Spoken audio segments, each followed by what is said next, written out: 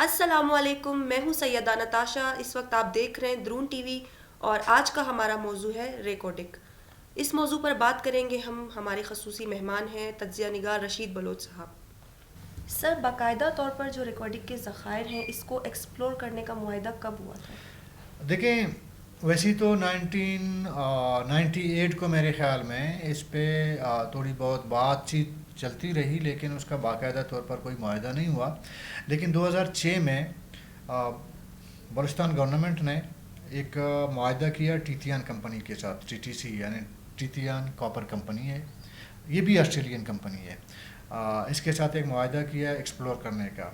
تو ٹیتیان کمپنی کے ساتھ معاہدہ تو ہو گیا، لیکن ٹیتیان کمپنی نے خود سے اس پہ کوئی کام کا آغاز نہیں کیا. اسی دوران اس معاملے جو ریکارڈنگ کا جو پورا معاملہ ہے، اس میں آپ کا بیرک گولڈ، وہ بھی آسٹریلین کمپنی ہے، وہ آ جاتا ہے اس بیچ میں. پھر بلوچستان حکومت اور پاکستان کو شاید ان کو اپنے اعتماد میں لیا ہوگا ٹیتیان کمپنی نے، لیکن چونکہ ایک معاہدہ آلریڈی موجود ہے، ٹیتیان کمپنی نے اپنے 100% جو شیئر ہے وہ بیرک گولڈ کے حوالے کر دیا. بیرک گولڈ نے اس پہ 2006 جیسے ہی بیرک گولڈ کے ہاتھ میں آیا معاہدہ اور ٹیتیان کمپنی نے اپنے تمام شیئر بیرک گولڈ کو بیچ دیے، تو ٹیتیان کمپنی نے باقاعدہ طور پر ریکارڈنگ پہ ایکسپلور کرنا شروع کر دیا، اور کافی حد تک انہوں نے پروڈکٹ بھی آپ کا جو ہے ریکارڈنگ سے کیا. پھر یہ معاہدہ ختم کب ہوا اور اس کی وجہ کیا تھی سر؟ دیکھیں، جب 2006 میں آپ کے بیرک گولڈ نے کام شروع کر دیا، تو 2011 کو مرکز میں پیپل پارٹی کی گورنمنٹ تھی، اور اس کے بعد بلوچستان میں بھی ہی اس ٹائم آپ کا پیپل پارٹی کی گورنمنٹ تھی، اور وزیر اعلیٰ اس ٹائم تھے نواب اسلم رحسانی صاحب. نواب اسلم رحسانی صاحب نے لمبی چوڑی یہ بحث ہے اس میں، اگر ہم پورا اس کے بیک گراؤنڈ میں جائیں گے تو آپ کا پوڈ کاسٹ بڑا لمبا ہوگا، لوگ بھی بور ہو جائیں گے. بلا نواب اسلم رحسانی کے نے اس کی گورنمنٹ نے، اس کی کابینہ نے یہ جو معاہدہ تھا اس کو منسوخ کر دیا. جب منسوخ کر دیا تو بیرک گولڈ وہ چلی گئی آپ کے سپریم کورٹ. انہوں نے کہا جی ہمارا ایک معاہدہ ہے اور یہ معاہدہ بلوچستان گورنمنٹ نے منسوخ کر دیا ہے. اچھا، یہ میں آپ کو بتا دوں، جب اس سے پہلے جو معاہدے ہوئے ہیں ٹیتیان کمپنی کے ساتھ، تو وہ شاید اس ٹائم وہ آپ کا یہ 18ویں ترمیم لاگو نہیں تھی، مطلب یہ قانون نہیں بنی تھی. چونکہ نواب اسلم رحسانی جب وزیر اعلیٰ بنے تو 18ویں ترمیم تھی. 18ویں ترمیم سے صوبائی جو حکومتیں ہیں یا صوبے جو ہیں وہ خود مختار ہیں، اس طرح کے معاہدے خود کر سکتی ہیں. سپریم کورٹ جب بیرک گولڈ گیا تو بیرک گولڈ ادھر بھی کیس ہار گیا. اس وقت افتخار چودھری چیف جسٹس تھے. اس کے 3 رکنی بینچ نے باقاعدہ طور پر اپنے ججمنٹ میں لکھا کہ جو بیرک گولڈ کے ساتھ جو معاہدہ ہوا ہے یہ بالکل غیر قانونی ہے. اور اگر اس کے کیس کی تفصیل آپ جائیں گے، اس میں بہت ساری چیزیں ہیں کہ یہ کمپنی ہے خود کام نہیں کرتی، معاہدہ کرتی ہے، پھر اگلے کمپنی کو بیچ دیتی ہے، اگر یہ کمپنی کام نہیں کرتی تو پھر تیسرے کمپنی کو بیچ دیتا، اس طرح. اور اس میں ٹیتیان کمپنی کے ساتھ کوئی میرے خیال میں معاہدے میں 2-3 چیزیں بڑی اہم ہیں. ایک تو یہ کہ ٹیتیان کمپنی کو جب دیا گیا، اس میں وہ جو آپ کو لوکیشن دیا جاتا ہے نا، ایریا تو بہت بڑا ہے نا، کہ آپ نے کتنے ایریا تک آپ اس میں مائننگ کر سکتے ہیں، وہ میرے خیال میں اس میں مینشن نہیں تھا.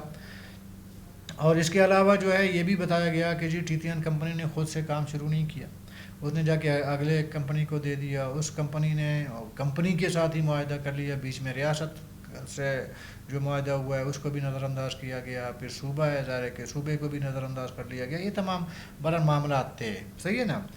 تو اس کے بعد ہوا یہ کہ 2013 کو جب یہ چلتا رہا، 2011 سے 13 تک یہ کیس چلتا رہا. جب سپریم کورٹ نے اس کو غیر قانونی قرار دے دیا تو ظاہر ہے کہ بڑی کمپنیاں ہیں، بڑے سرمایہ دار ہیں، انہوں نے تو ایسے ہی کیسے جان چھوڑنی تھی آپ کی. انہوں نے یہ کیا کہ 2019 کو بیرک گولڈ نے ایک دنیا میں ایک عدالت، کچھ عدالتیں ایسی بھی ہوتی ہیں جو کاروباری حوالے سے منسلک ہیں، وہ اسٹیٹ ٹو اسٹیٹ جو کیس ہوتی ہیں اس میں. تو ایک عدالت ہے جسے عدالت برائے سرمایہ کاری آپ اس کو کہہ سکتے ہیں، ٹھیک ہے۔ جی اس میں بیرک گولڈ چلا گیا، تو 2013 کے بعد جیسے یہاں سے 2013 میں وہ کیس ہار گئے سپریم کورٹ سے، تو وہ عالمی سرمایہ کاری کے عدالت چلے گئے، وہاں پہ کیس 2019 تک چلتا رہا۔ 2019 کو بیرک گولڈ یہ کیس جیت گیا۔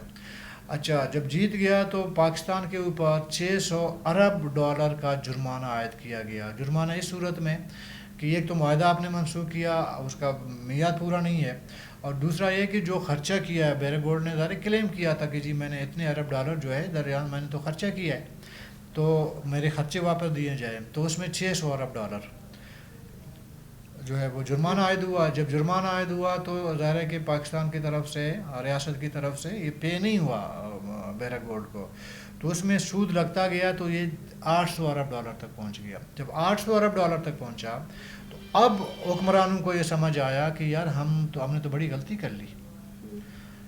اچھا، یہ جب کیس چل رہا تھا، مزے کی بات یہ ہے کہ بیرک گولڈ کہہ رہا ہے، آپ کے جو نمائندے جو وہاں پہ جا کے کیس لڑ رہے تھے، جب یہ کیس لڑا جا رہا تھا تو اس ٹائم ڈاکٹر مالک بلوچ صاحب وزیر اعلیٰ تھے، اور ان کے ساتھ وکیل بلوچستان سے امان اللہ کنرانی صاحب تھے، تو انہوں نے کئی بار آفر کی اور کئی بار گفت شنید بھی ہوئی۔ ڈاکٹر مالک صاحب نے بھی میرے خیال میں کوشش کی کہ out of the court Barrick Gold کے ساتھ ایک سیٹلمنٹ ہو جائے۔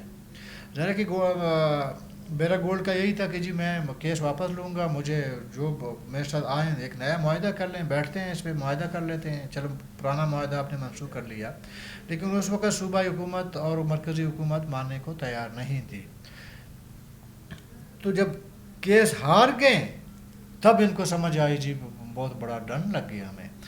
اچھا، جیسے ہی یہ کیس ہار گئے ہیں تو اس کے بعد وہ ادارے ایک وقت دیا جاتا ہے 6 مہینے کا، سال کا، کہ جی آپ نے پیسے پے کرنے ہیں۔ جب آپ پے نہیں کرتے ہیں تو ظاہر ہے کہ انٹرنیشنل عدالت میں کوئی ججمنٹ آتی ہے آپ کے خلاف، تو اس کے پھر اس پہ امپلیمنٹ بھی ہوتا ہے نا۔ پھر امریکہ میں پاکستان کا ایک ہوٹل ہے PIA کا، وہ لاک ہو گیا، اس کو بھی سیل کر دیا گیا۔ اسی طرح آپ کے کچھ جہاز گراؤنڈ کر لیے گئے ہیں جو انٹرنیشنل چل رہے تھے، مطلب بیرونی ملک جو بھی آپ کے تھوڑے بہت ایسیٹس تھے جہاں سے آپ کو آمدنی ہو رہی تھی، وہ سارے فریز ہو گئے ہیں۔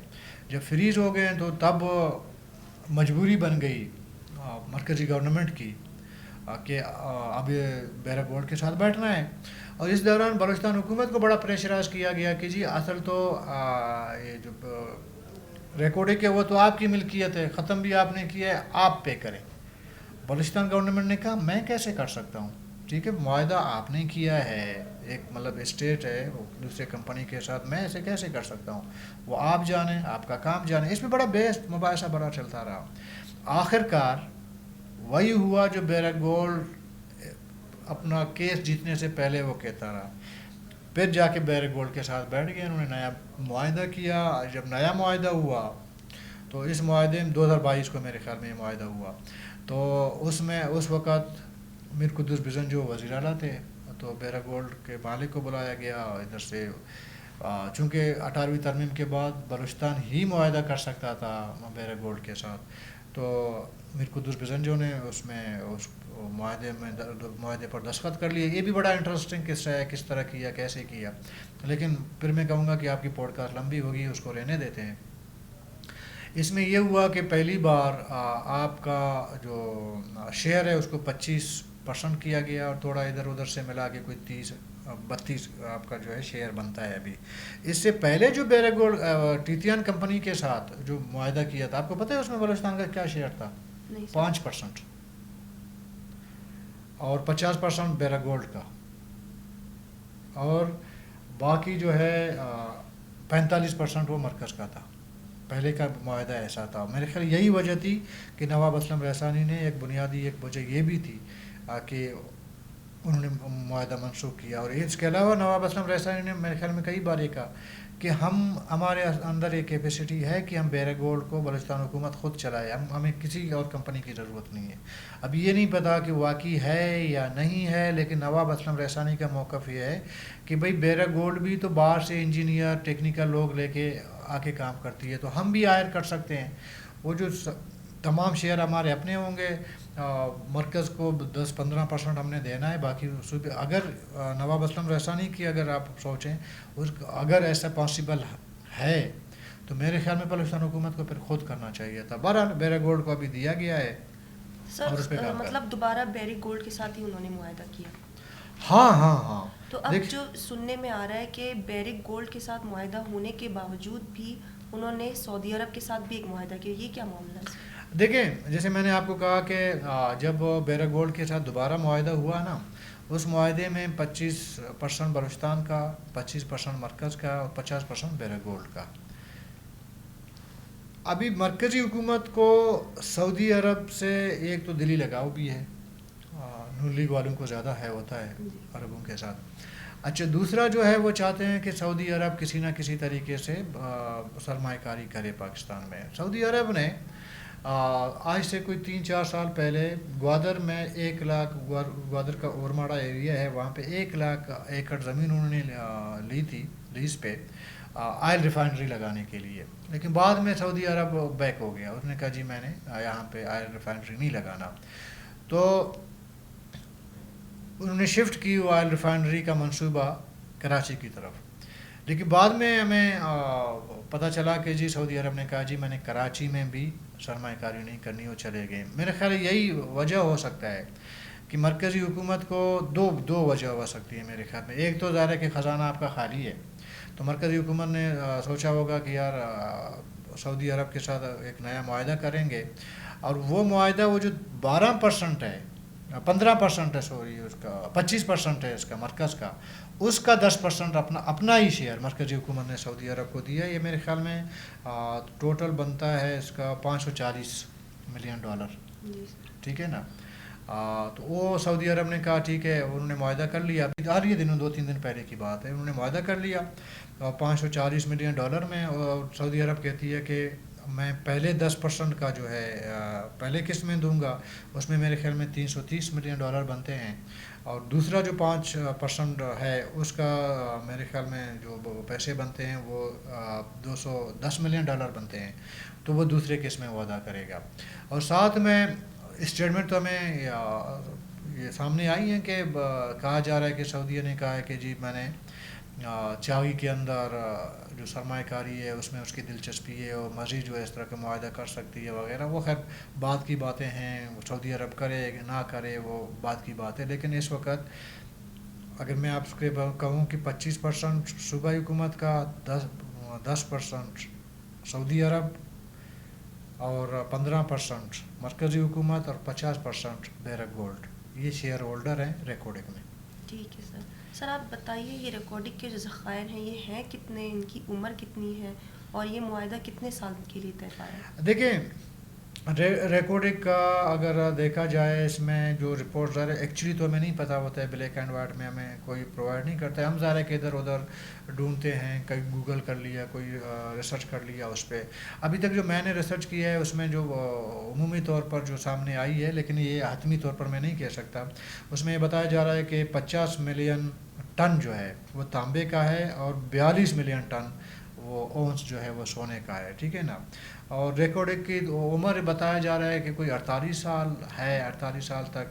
और बेरा गोल्ड के साथ जो मुआहदा हुआ है वो 40 साल के लिए हुआ है। और बेरा गोल्ड मेरे ख्याल में ये जो मुआहदा हुआ तो वो 2028 को काम का आगाज़ करेगा और 2029 को प्रोडक्ट करना शुरू करेगा, ये जो नया मुआहदा है। लेकिन देखें, मैंने पहले आपसे एक बात कही कि बलूचिस्तान का 25% है, और ये अभी ये जो रिकॉर्डिंग है इसका आपके ख्याल में 25% बलूचिस्तान को मिलेगा। और अगर जो हुकूमतें हमारी आजकल जो बैठी हुई हैं, क्या ऐसे हुक्मरानों के ज़रिए हम अपना 25% का जो हमारा जो शेयर होगा वो हम ले पाएंगे? देखिए, ये कहने को सब कहेंगे हाँ जी कानूनी है, ये तो कोई भी इसको नहीं रोक सकता, लेकिन देखें मेरा नहीं ख्याल कि ये लोग ले पाएंगे। और कभी हम सुई गैस पे वगैरह पे जब बात करेंगे फिर उसमें मैं ज़्यादा आपको तफसील से बता सकता हूँ कि ये हुक्मरान क्यों नहीं ले पाते। हाँ, ये ज़रूर है कि बेरा गोल्ड कहती है कि जी मेरा जो प्रायोरिटी है वो बलूचिस्तान के नौजवान हैं نئے لوگ ہیں, نئے انجینئر وغیرہ جو بھی نئے بھرتیاں کرنی ہیں میں بلوچستان سے ہی کروں گا, اور بلوچستان کے لوگوں کو ہی ظاہر ہے کہ میں ریکارڈنگ میں ہائر کروں گا اور ان کی ٹریننگ میں کروں گا. یہ ابھی تک کمپنی کی باتیں ہیں, ریالٹی ابھی تک حقیقت میں پریکٹیکلی اگر ایک چیز سامنے آئے گی تب بندہ بتا سکتا ہے کہ جی واقعی ایسا ہوا ہے, لیکن زبانی کلامی باتیں ہو رہی ہیں. بہت شکریہ سر. Thank you. تو یہ تھا آج کا ہمارا ولاگ. اگر آپ چاہتے ہیں کہ ہم بلوچستان کے باقی مسائل پر بھی ایسے بات کریں تو اس کے لیے آپ اپنی کمنٹ میں اپنی رائے ضرور دیجیے گا.